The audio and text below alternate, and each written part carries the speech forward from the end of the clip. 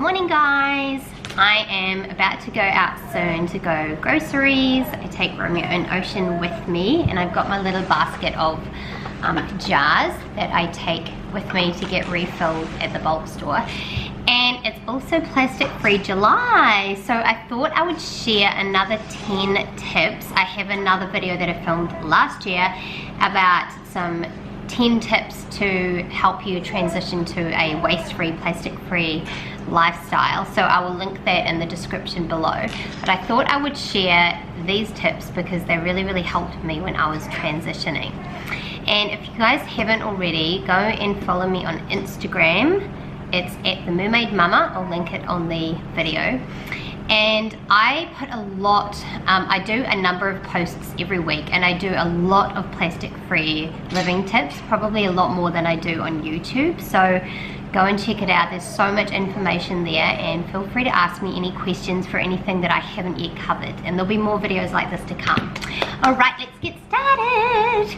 All right, so before we get to the tips, I just want to say that the most important thing for transitioning to any kind of major shift in your lifestyle is motivation. It's so important to know, why you are doing this, to keep you on track when it gets tough, when it gets challenging.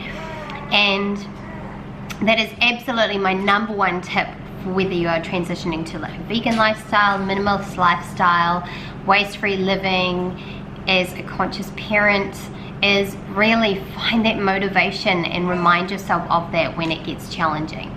All right, let's get to the practical tips. All right, switch to a bamboo dish brush. Number 2, use washable cotton cloths instead of sponges to clean your kitchen. I also use these. I have a few of them, and I use them to clean around the house as well. I just throw them in the wash when they're dirty and reuse them over and over and over again. Bring your own upcycled bottles to refill liquids like dishwashing liquid, conditioner, shampoo. I also get my moisturizer like this. So you just take it to the bulk store in a jar like this one. This one's got the mils on the side. And then you just fill it up however much you want. And if they do it by weight, then you just get the jar weighed first. And then they take the tier, the weight of the jar, off the end price when you are about to pay. All right. Use soap nuts to wash your clothes. These are amazing. I've been using them for a few months now, and they're so simple. They come in a cotton bag. The ones that I bought come in a cotton bag, and they're literally just little like nuts that come from a tree. So they're fully compostable, and you can use them at the end of their lifespan, obviously, and you can use them over and over again for quite a number of times before they have to be composted. So they save you a lot of money as well. They're amazing. I really recommend them. Use reusable wax wraps to replace plastic cling wrap for your food. I'm gonna get Ocean because she's a little bit needing a cuddle. Wanna say hi? Do you wanna help me?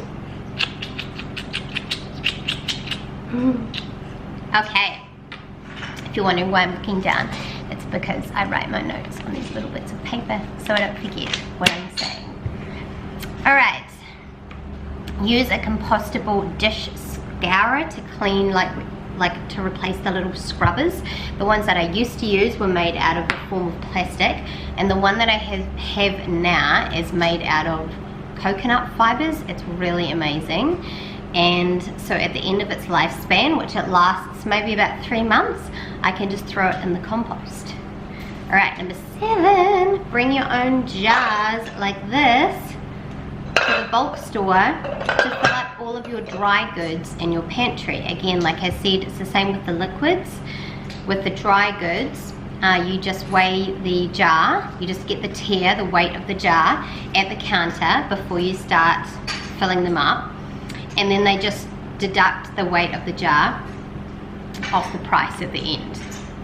All right, number 8, buy from your local farmer's market.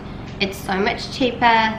You can talk to the farmers and learn about how they're growing. You often get, like we get, nearly all organic or spray free, and it's just so much better. And then you are yeah, you're buying locally. It's just the best way to get it. You're buying seasonally. It's so much better for your budget, and it's much better for the planet because you're not purchasing stuff that has, you know, come in from different countries and stuff. All right, number 9, make your own toothpaste out of bicarb, coconut oil, and peppermint oil. And number 10 is switch to a vegan or plant-based diet. This is one of the best things that you can do for the planet. I would have to do a separate video on this. Hey, Miss Dribbly.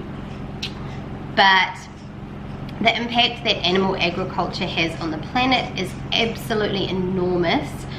I will do a separate video on this, but have a look into it. Watch Cowspiracy and really start learning about what impact your food has on the planet. Okay, so those are some 10 tips for you. I hope that was helpful, and comment below if you have any more questions or if you have some tips for other people. Thanks guys, thanks for watching. Happy Plastic Free July.